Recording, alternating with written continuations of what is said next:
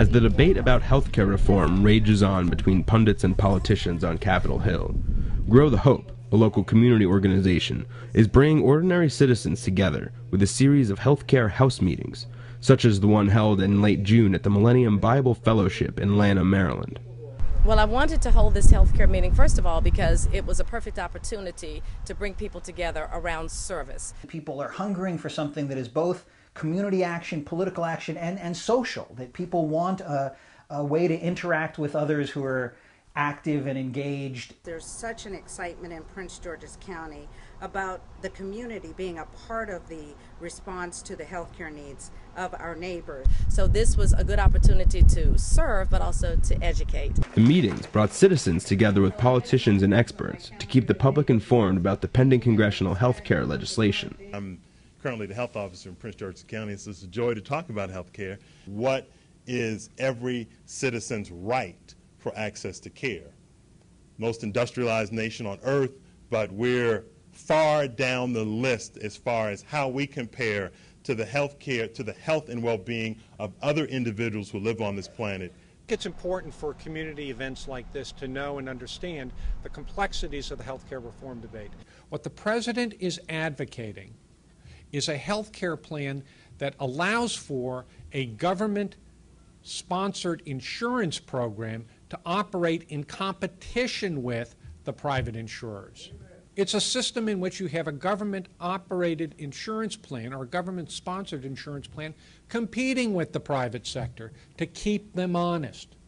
Just weeks after Secretary Colmers entered office, a case symbolic of a troubled healthcare system came to light.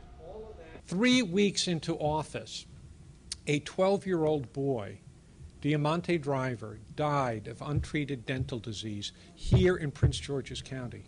I think the overall cost of Diamante's care before he died was well over $200,000, and the cost of the preventive services or the extraction would have been $80,000. He died for want of having a dental coverage.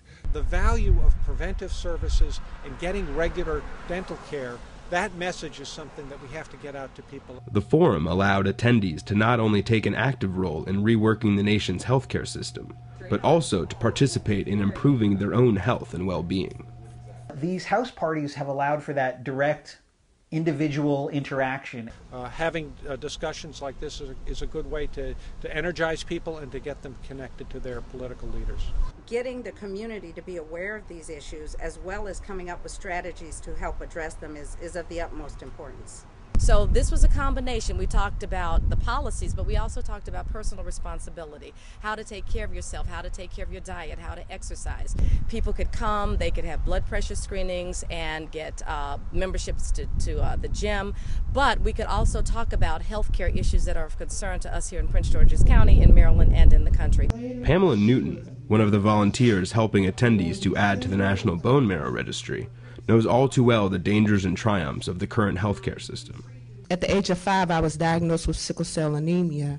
So the doctor said, well, your mom, she's 66, she has high blood pressure and sugar diabetes. We're gonna try her. And 2 weeks later, she was a match. And on December the 29th, 2006, I guess about 1:37, 1:38, something like that in the afternoon, I received my bone marrow transplant.